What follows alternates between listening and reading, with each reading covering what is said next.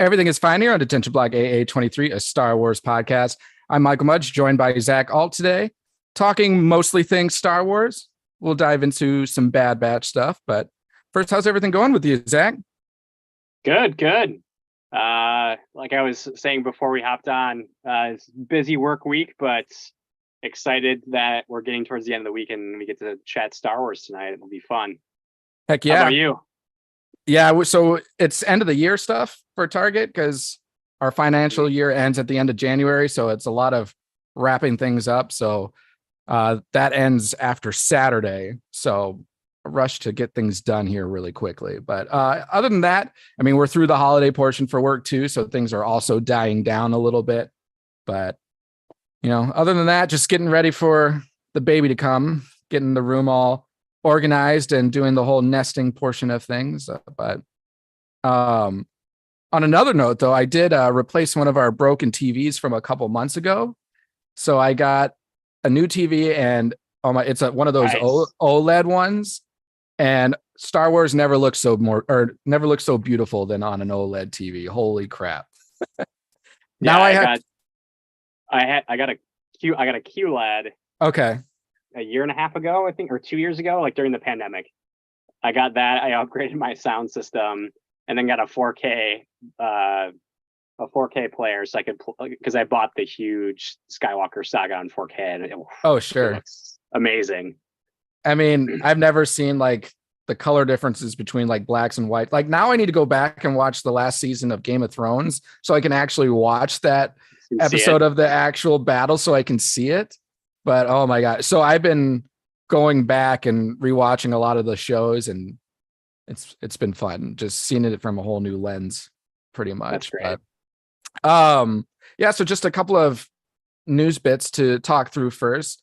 So the first thing is that EA announced that Star Wars Jedi Survivor will be pushed back. I think it's 6 weeks. So it's going to be releasing now on April 28th. I'm okay with that. I mean, it's not like it's being pushed back a year or, longer.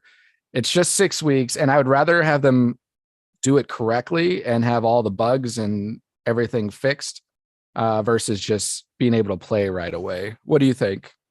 Yeah, I agree. So I follow I think he's the producer of the game or one of the producers from the team on Twitter. And like he basically reposted it and said, hey, we're spending this extra time adding polish to the game. So okay, my guess is they're just trying to get some bugs worked out. They're adding, I mean, from what I've heard is that they're adding a lot of complexity to the combat, or like more complexity to the combat than we had in the last game. Okay. And so I'd rather them have like a really nice combat system figured out than like rush to get it out in March. Yeah. And so if they need that extra time to polish it, I think like take the time you need. I mean, like I want that game to be good. So whatever time, even if they're like, hey, let's push this back 6 months. It's like, fine. Like, yeah, I'll be bummed, but like, hey, that overall, it'll probably be a better game. Yeah, I would take that over, issues any day. And on that note, I have noticed that there have been a lot more PlayStations and Xboxes available. So if you haven't been able to get yours yet, like I haven't got mine yet, I need to get a PlayStation 5. You're starting to see more of them in stores. So I know Target has had some. I just got to spend I just bought a TV and now I'm looking to spend for a PlayStation 5 on top of a baby coming. So I got to juggle my priorities a little bit, but a PS5 is something I still want. Cause I don't think, did they say they're not releasing it on PS4? I think they are releasing it on PS4. Oh, they are? Okay. Yeah. So I think it's like, from my recollection, it's Series X, PS5, Steam, and PS4, and probably Xbox One as well. Okay. Because I'm almost positive I saw PS4 boxes out there for it. Okay. I'd have to double check, but yeah, you should get I got my PS5 at launch years ago. Oh, but lucky. Yeah, I also got mine, like to the point you were making before. I got mine, I want to say like 4 months before my son was born. Okay. So it's like the timing was Hey, about right in the spot same on. area for me. Yeah. So I spent that 4 months getting my time on the console before the baby arrived. That's for sure. Hey, I still have like gift cards from Christmas and stuff like that, so I can just use those for that. And Sweet. I was gonna say something, but then I totally spaced on it. Oh well. But yeah, so PlayStation 5, I want to get that, especially with the new TV, and play that game. I really am looking forward to it. That's one of my favorite games overall. And especially like Star Wars. And I'll let that be a little teaser. One of the things we're talking about for our next bracket challenge, since we haven't had one in a while, we're looking at potentially having a bracket between all the different Star Wars video games, whether it be on console or computer or anything, and putting them up head to head and claiming themselves as the best Star Wars game of all time. So the problem is there's a lot of games. So we are combining them. So take, for instance, Battlefront. We're not doing like Battlefront 1 and Battlefront 2. We're doing like Battlefront series, or we're doing like the Super Star Wars series, things like that. So, but even with all that, we have 40 different participants in terms of video games. So it's quite the bracket that we're building for that. So Yeah, my Cinderellas are Yoda stories and Rebel Assault 2. Let's see how okay. those do. Yeah. I was, and we seeded them based off of their rankings on a website called Ranker. I think it does rankings for a bunch of different things. And I just kind of pulled in whatever it was, the spot or rank would be the seeding. And I was surprised to see Shadows of the Empire down as far as it was, because I know it was on N64, so the graphics aren't the greatest, but I mean, that was at the time one of the biggest games, and I love that game, especially that first level. That first level like set the pace for that whole game. So yeah, I think there's some dark horses in there. So next bit of news. So there's been a lot more talk with Celebration. I know it's getting closer and closer since it's going to be in April in London. And I know we talked through some of the guests that were announced previously. So now they've added 5 more, being Hayden Christensen, so Anakin Skywalker, Darth Vader, Dennis Lawson, who plays Wedge Antilles, James Arnold Taylor, who is the voice of Obi-Wan Kenobi, Kate Sackhoff, so Bo-Katan, and then Mads Mikkelsen, who plays Galen Erso. So most of the ones that have been announced already are ones that are frequent attenders to the Celebration, at least from what I've seen or have read. They are frequent guests at these things. So I'm sure you've seen many of them, Zach.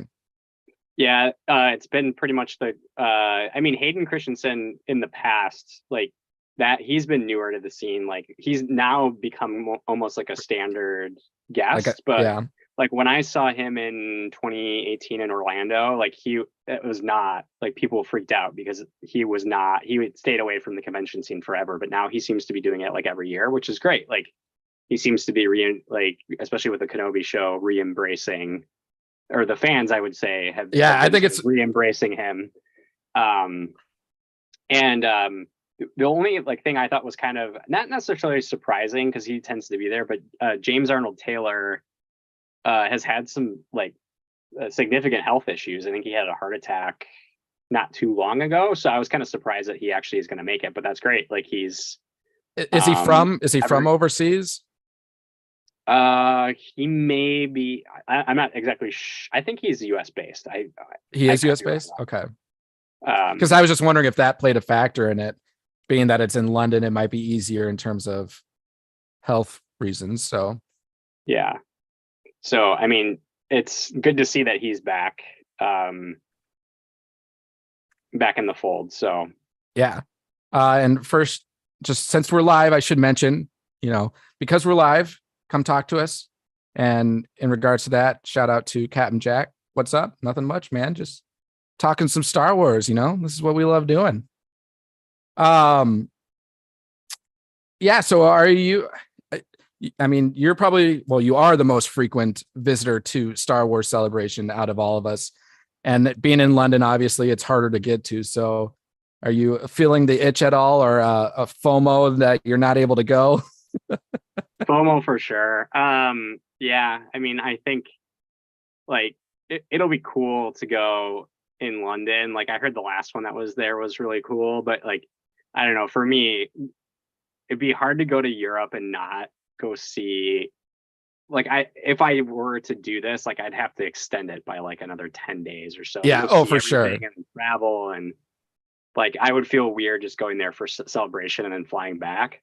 Yeah, So I agree. yeah, I definitely have a little bit of FOMO, but it's not too bad yet. I think it'll get worse. I think when we get into March and as it gets closer and more of the guests are announced and I'm sure some of the panels start to get announced. Like I'm sure they'll have a Mandalorian panel and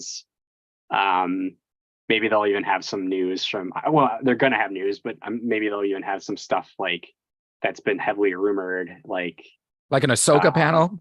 Like an Ahsoka panel, or even like, hey, there's been a bunch of rumors flying around about a Rey show, so maybe they'll have a surprise there for everyone, which would be cool. Yeah. So I'm expecting some like kind of fun news to come out this year, but we'll see. Maybe Kenobi 2. I think that's probably going to happen, like I've been saying all along. I bet that's something we'll get out of this is an announcement for especially Hayden Christensen there. And who knows? I mean, Ewan McGregor goes to these often, doesn't he? Ewan McGregor he was at the last one. Was he at? I think he was just at Anaheim. This was like one of his first ones. Oh, really? I think he'd been back. He had been there back in the day, I believe. Like okay. Clone Wars era, I believe. But like I know like the one in Anaheim was the big deal, is that he was like Obi-Wan was going to be there. So yeah, that's why I was like, I got to make sure I get that autograph. Yeah, for sure. No, and I mean, I've only been once, and because it was a dream come true, which thanks to Zach, you're the only reason why I was able to go. So much appreciated for that. But I'm totally feeling that FOMO and wishing I could be there. But next year, hopefully it's stateside and closer. I know I saw a lot of calls for it to come out to Australia too. So I don't think it'll be in Australia in 2024. I'm sure it'll come back stateside, but it's got to come back to Chicago at some point, right?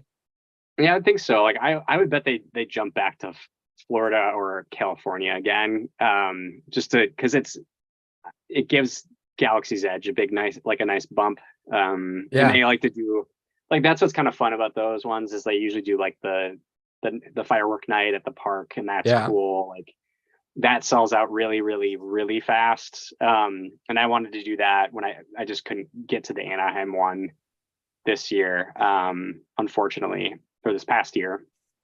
But like I've heard that that's a ton of fun. So I would bet it's back in Florida, or like back in either Orlando or Anaheim, because they seem to be my like guess. Coming back to the home base and then doing a more expanded one the next year. I heard that like they did Japan one year, and I heard that was really fun too. Like okay, a cool kind of change of pace. But yeah. If I put money on it, I would say Florida, only because they did Anaheim last year. Yeah. Now they're going to go visit the other park in Florida, which is probably a lot easier to get to than Anaheim for us. But I would like it to come back to Chicago, because that would be super easy. I could just stay at my parents in Milwaukee. So, or even like Indianapolis. Yeah. I've had some buddies that have gone to like big shows in Indianapolis, and like Indianapolis is like the perfect city for conventions and stuff like that, just because of how their infrastructure has been built. So that would be cool. Yeah. And it's not as crowded as like a Chicago or anything. So, and we'll have to all make sure, get the whole debt block crew to go. And I know they have podcasts that actually can stream from their locations. So maybe we can be one of those. Shout out to Stuff Podcast. I saw that they are doing that. So they're going to London, and they'll be broadcasting for you guys. So that'll be cool. Them up. Yeah. We also have panels available. Maybe we can jump on a podcasting panel. Oh, that'd be sweet. Yeah. You got to submit for that, right? You have to be approved, and Yeah, I believe so. I wonder what the requirements are. Would we qualify? I don't know. We might qualify. Okay. I think you just have to like show like I don't know. I know that it's like submissions and then there's a different cost to the badge. Okay. I Um, wonder if you get special access. I would think you would be able to get onto like the show floor early so you could like set up and stuff, but unclear. We're looking into this for next year. Yeah. All right. And then one final news piece. So Star Wars Vision Season 2, they've announced the different art studios that will be producing certain individual episodes. It will be 9 episodes, 9 different art studios. And they will be released on May 4th. So that's appropriate. Get your Star Wars Day fill with some new Visions episodes. And I'm just going to run through this listing really quick. So they've got the names of them and then the studios. So one is called The Sith, which is art studio El Giri out of Spain. Screechers Reach, which is Cartoon Saloon out of Ireland. In the Stars, which is Punk Robot out of Chile. I Am Your Mother, studio group Aardman out of the United Kingdom. That's the group that does Wallace and Gromit. So I'm kind of excited to see that. And then Journey to the Dark Head by Studio Mir out of South Korea. The Spy Dancer out of Studio La Cachette out of France. The Bandits of Golak, which is 88 Pictures out of India. The Pit, which is Dart Stahio out of Japan. And then Ayu's song Triggerfish out of South Africa. I was trying to figure out if any of these are the ones that did season 1, and I don't think they are. So I think these might all be new. I think they're all new, and I think that was the idea, is that they would do all like brand new animation style. So I expect this one not to be as anime focused as the last one was. Right. Like based on just where the companies are and the animation styles. Yeah, I mean, one of them's claymation, that Wallace and Gromit one out of the UK. So that's cool to see it. Are you familiar with those claymation ones? Yeah, I love Wallace and Gromit. Yeah. The last plane ride I was on, I watched the one with the big rabbit. So I do. Oh, the like Were Rabbit? Yeah, the Were Rabbit. I like that one. And then the other ones that kind of pop out. So that first one I listed, Sith by El Giri. Sorry, I struggle with these pronunciations. But did Pixar animations like Finding Nemo, Incredibles, and WALL-E. And then the last one, Ayu's song, Triggerfish, worked on Netflix film SEAL Team. And then In the Stars, Punk Robot out of Chile did Bear Stories. So those are some well-known works. And then the Primal, if you watch Adult Swim, where you get Tartovsky's Primal, which is that caveman guy who befriends like this T-Rex. Have you ever watched that show?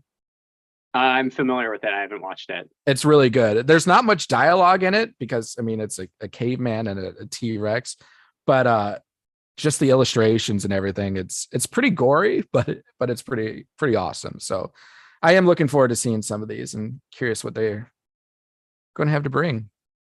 Yeah, I'm not surprised. There's one on here that where it's like they worked on Legend of Korra, right? So from Avatar. Oh, yeah, and that doesn't surprise me too much because of like Dave Filoni's background and him coming from Avatar. So I kind of expected like maybe one of those animation styles to show up in this, which is cool to see that.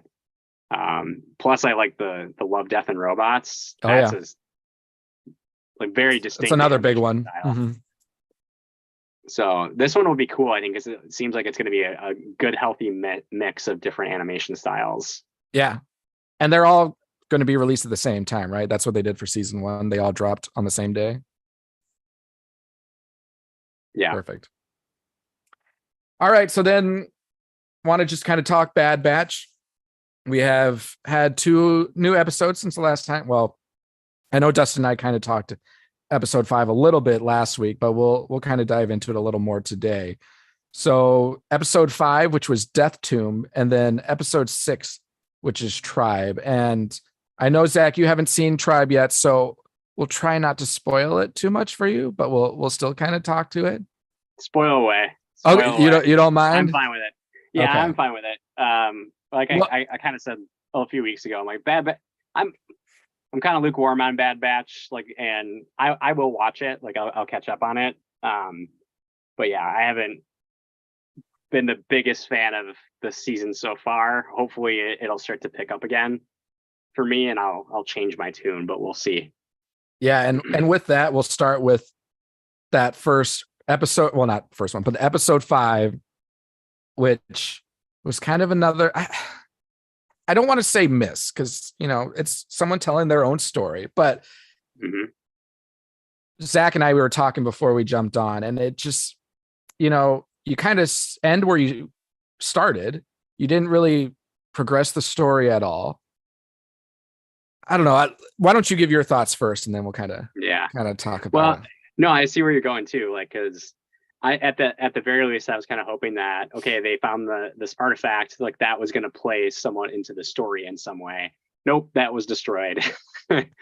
And throughout the episode, um, it was just kind of a like to what we were talking about before we hopped on. It was like an amalgamation of a bunch of different stuff all thrown together.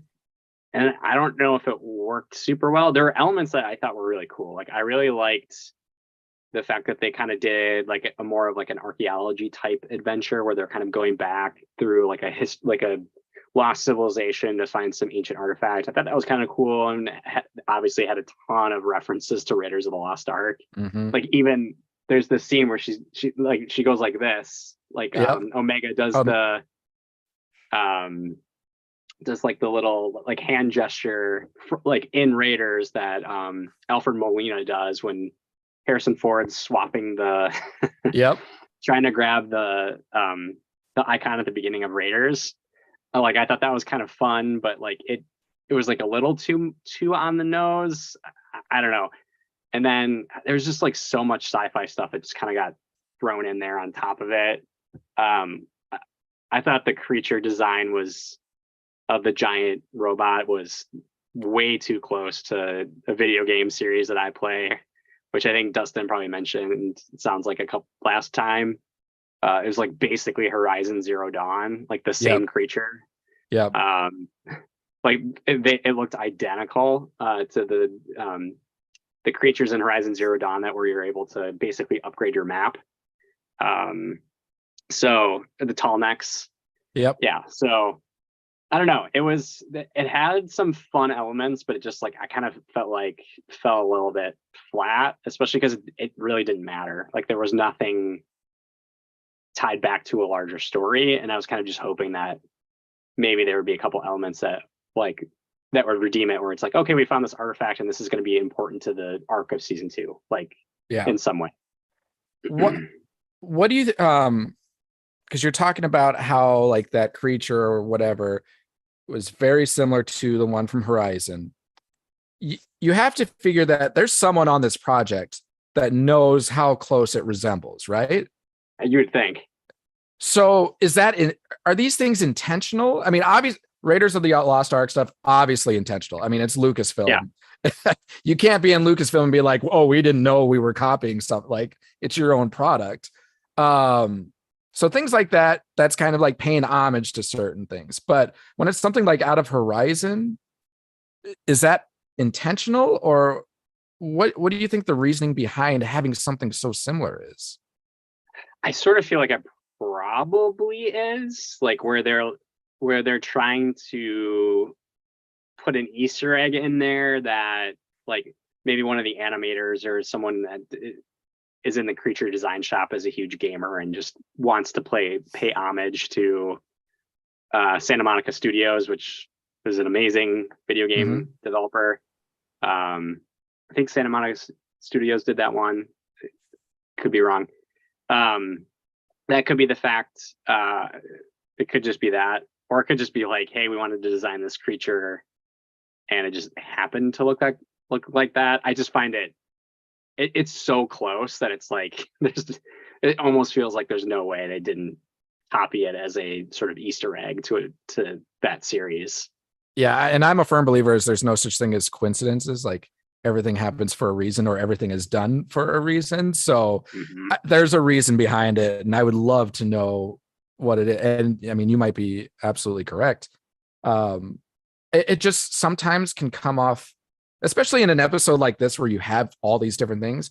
It comes off sometimes as like lazy though too, because you want original work, you want creativity, and you've got, I mean, you're Disney, you have endless resources to do whatever you want, and you bring in things like Horizon or I mean, it also gave off a lot of Zelda vibes because you're in like this puzzle oriented, like, I don't know what you would call a temple or dungeon or whatever. Hmm. um and what we talked about last time, you're looking for the heart of the mountain, which is the Arkenstone straight out of the Hobbit.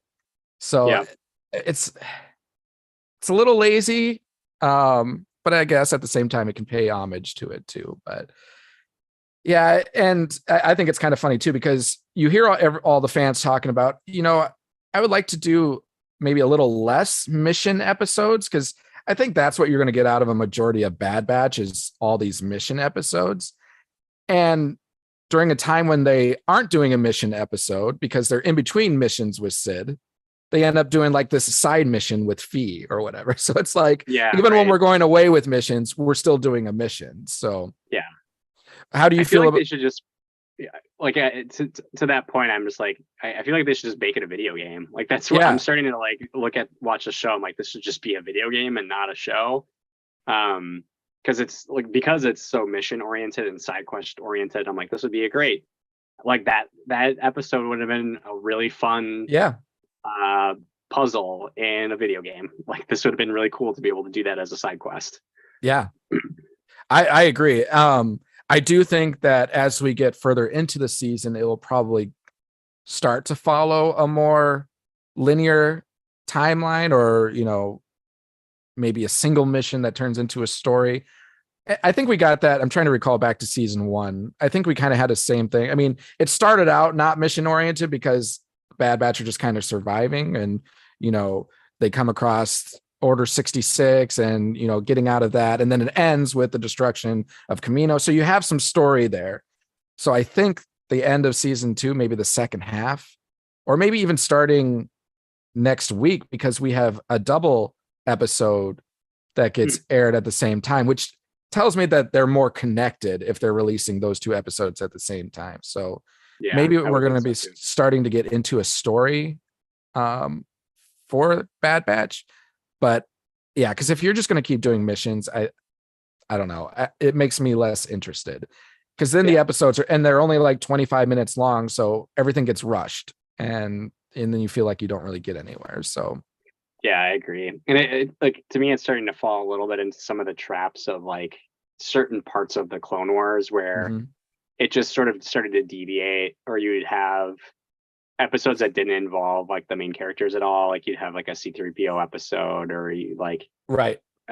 you'd have like these episodes that were like really they feel like filler, and I'm like, okay, I don't really need to watch this. Like I will, but um, like it's not really adding to the characters or the story or connecting it back. So, but hopefully they'll start to get back onto that course a bit. And What? I guess like at the end of the day too, I sort of, this goes back to the point I made a couple weeks ago, which is like, I sort of know that this show isn't quite like it's definitely more kid oriented, which I'm sure if I'm a 9-10 year old, like the mission stuff is probably pretty fun.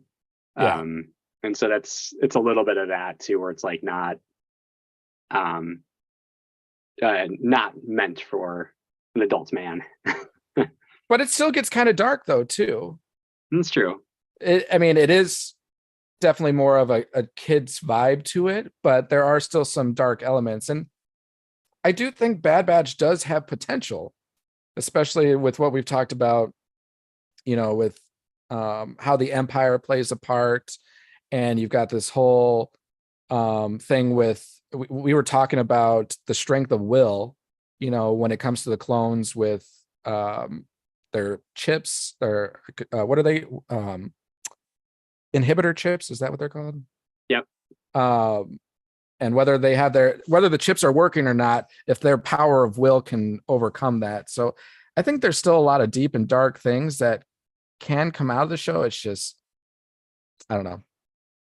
I'll still watch it, but and I think, talking about, to your point of filler episodes, I think it kind of leaves people disappointed because since you're only releasing one a week, you wait all week for the next one to come out, and then it's just a filler episode. Then you're like, oh, well, I got to wait a whole nother week just for the next story portion of it, and it'll be 25 minutes long. So I think there's a level of impatience for fans and viewers when it turns into filler stuff. And at least Clone Wars, I mean, they did have, like you said, they had some filler ones, but theirs were more arcs too. Like they would have 4 episodes that would create a single story.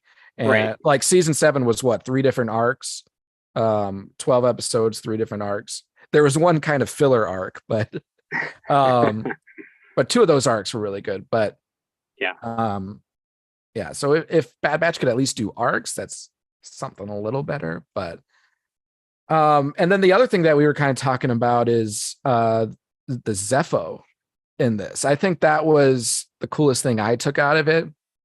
So bringing you to the Jedi Fallen Order game, you have that highly advanced, I mean, I said last time alien species, but Star Wars is predominantly alien species all around. So, but Zach was kind of doing a little more diving into who the Zepho actually are. And can you remind me what you were saying about them? Yeah, so I was on Wikipedia because I like, it's been a while since I played Fallen Order, and like I remember a little bit of like the Zepho reference, but I was like, I can't quite remember exactly what their importance are outside of them being like an ancient species or ancient alien civilization. So this was the history of the Zepho on Wikipedia, which some of this I think usually they pull from canon, but depending on the article, I would imagine this is all canon that I'm pulling from. But Sure. if I don't, I apologize to the Star Wars gods.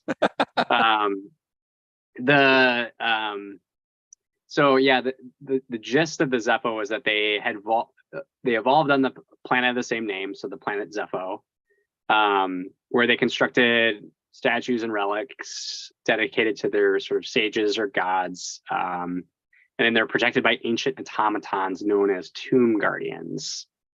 And so essentially they started off as like this peaceful culture. They were force users, but they didn't call it the force. It was called the wind. What something did they did you call say? it? Yeah, the life. They referred to it as life wind. So they started off as a peaceful civilization, but they over time became corrupted, and eventually the civilization fell to the dark side. So facing extinction, the Zepho fled into the great unknown, and that's the last that we really know of them, which I think is kind of interesting, like the fact that these beings could still be out there in sort of the unknown regions somewhere.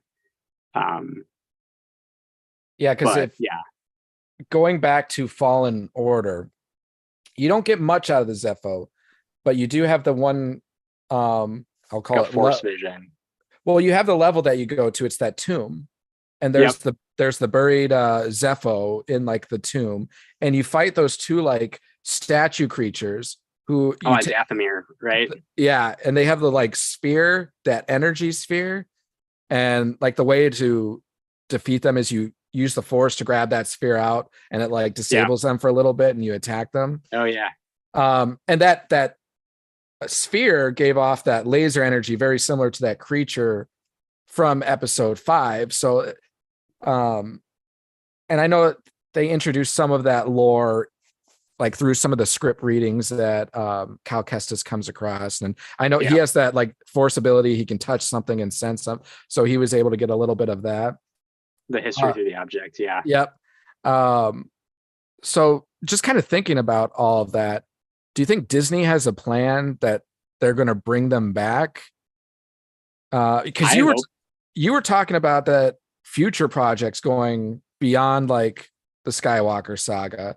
Is this something that they could bring back for like future things that they want to do? Yeah, and that was kind of what we were talking about before we started recording, but a bit, because I was starting to think about like this reference to the Zepho, if they had plans for them post Rise of Skywalker, because there's some rumors flying. There's been a bunch of rumors flying around that they're going to start to go beyond Rise of Skywalker and tell more stories past that. Mainly centered around Rey, like that they're going to do a Rey series that sort of flushes her story out post Rise of Skywalker. And then I was starting to think about, well, there's also been, I think, some rumors I've read online that there's been some conversation about taking some pieces of the expanded universe lore through the Yuuzhan Vong, and maybe adapting them into either a post, like a version of them in sort of the post Rise of Skywalker saga, or even like as a, maybe that's what they start to dive into with the Ahsoka show and stuff. Yeah. So this idea, and the Yuuzhan Vong, for people who haven't read that saga, it's expanded. It's like towards the end of the expanded universe, like before Disney bought it. It was like this very long running. I want to say there's like 20 or so books in this saga, and it's about essentially this alien civilization that comes from the unknown regions called the Yuuzhan Vong, and they essentially attempt to overthrow the New Republic, and they invade, and they are trying to conquer the New Republic's galaxy, and they're kind of like, for lack of a better term, they're kind of like superhero type aliens. So they have like superhuman strength and superhuman endurance and like fast reflexes, and so they're kind of a fun enemy for Jedi, because you don't have to have like, you can have like armies of Jedi fight like these creatures, which is kind of, that was the coolest part of the books. The books went a little off the hinges, in my opinion, with some story stuff. But like, could the Zepho kind of play that role, given like the connection to the Force? That could be kind of interesting, where you have, maybe it's not the entire civilization, but you have like more of those dark side users come back to the known region of the galaxy and attempt to overthrow either the new Republic, whatever is established post Rise of Skywalker, or even during the Ahsoka saga, which part of me is now starting to, this goes into my thoughts on what they might do with Thrawn. And part of me wonders if they're actually going to set him up more as an anti-hero than an actual like core villain. Like, so he's obviously a villain in Rebels. But if you've read the Thrawn books, he's very much not a villain. Like, he's an anti-hero type character. And in most instances, I would actually almost classify him as a pure hero type character, who's just is very set on a particular vision of saving his homeworld, which is why he joins the Empire. And so part of me actually wonders if, now that the Empire is essentially destroyed post Return of the Jedi, that his motivation might change, and that there might be he might start off as a villain and have a shift towards the heroes, especially if there's another threat that comes to play, where we see like Thrawn team up with Ahsoka and Luke and that entire group. That's a very fascinating thought, and you've got me believing that.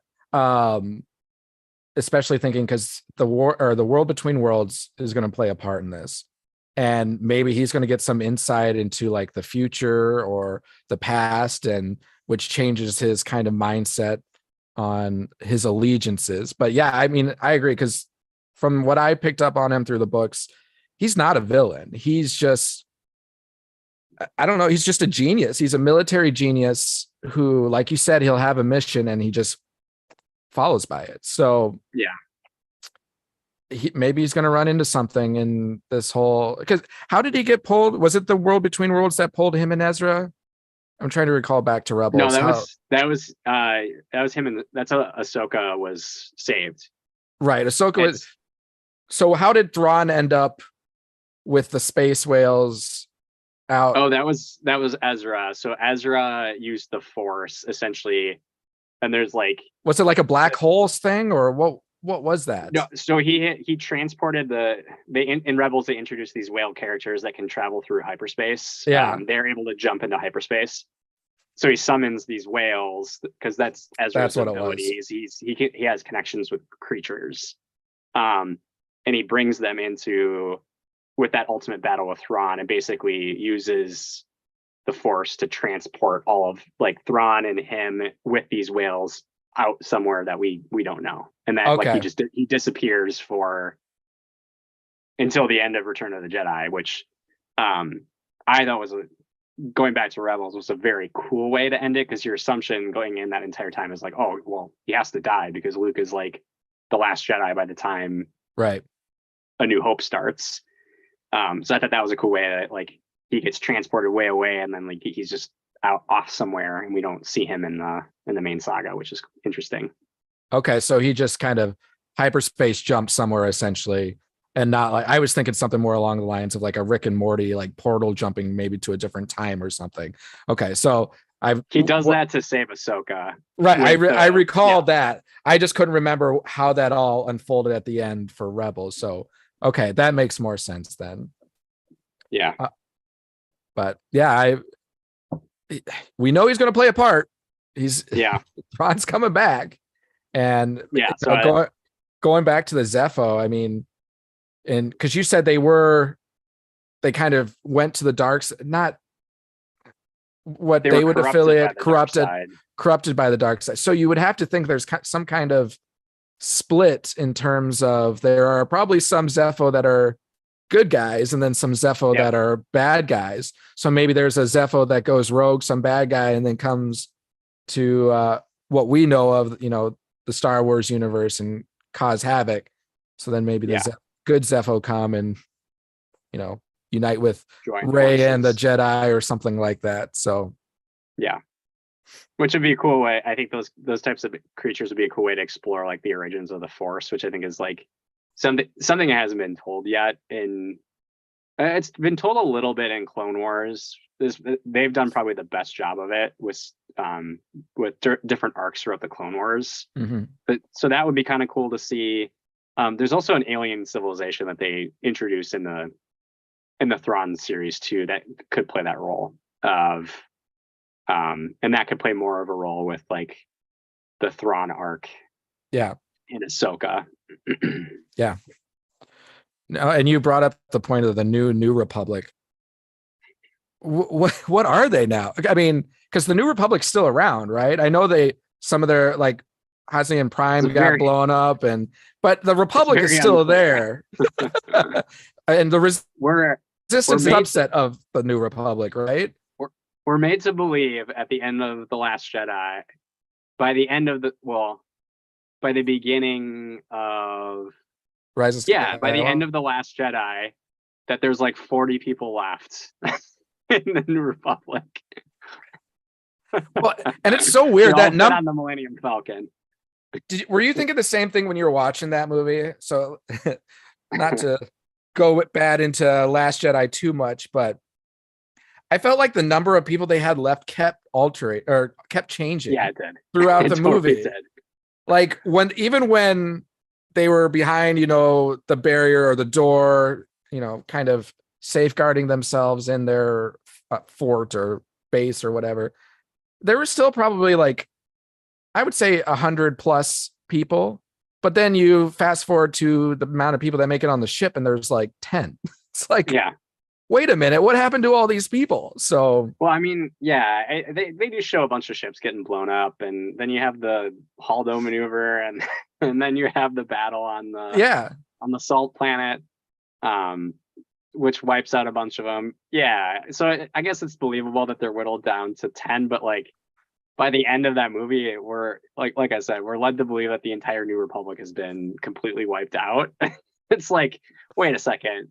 How does this math work? Like, we've blown up a series of planets in Force Awakens. So the whole New Republic, which is thousands of star systems, is just like, hey, we're done. We're all on the First Order now. Like, I find that, it's problematic. Yeah, it's very problematic storytelling there.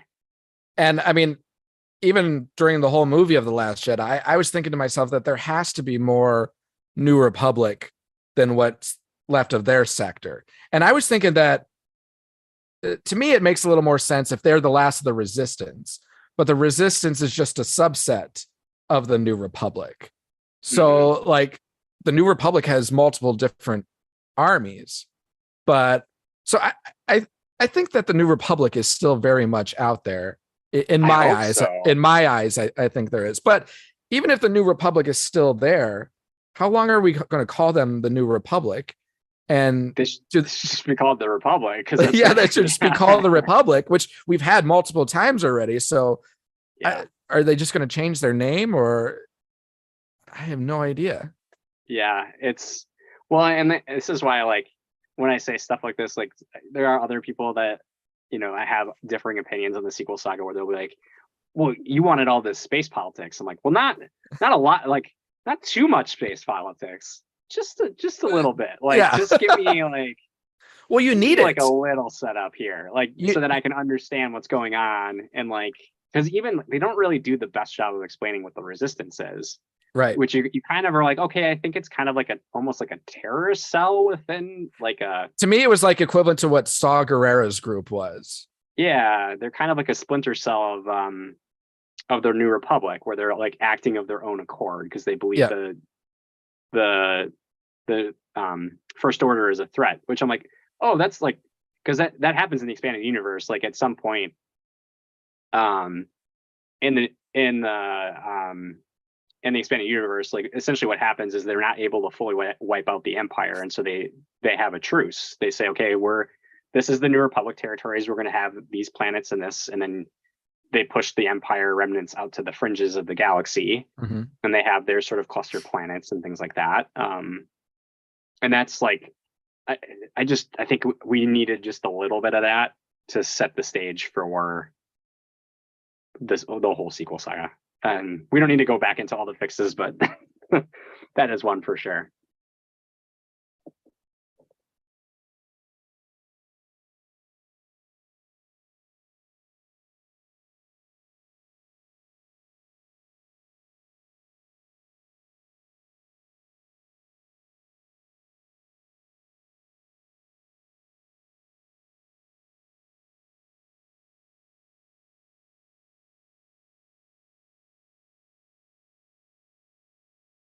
I think we lost Mike.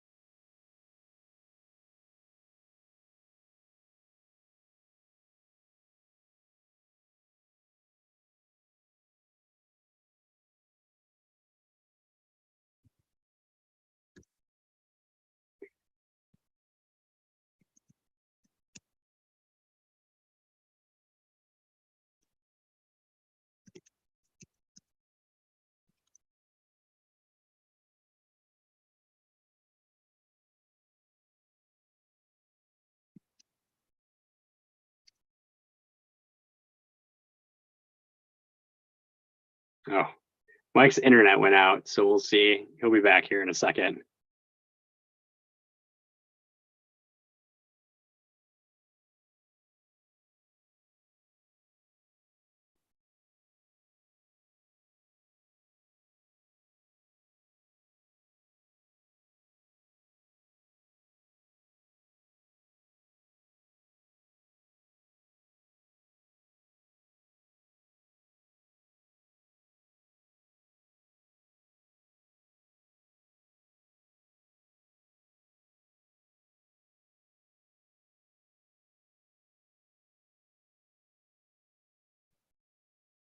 Till then, I'll just play Star Wars music in the background.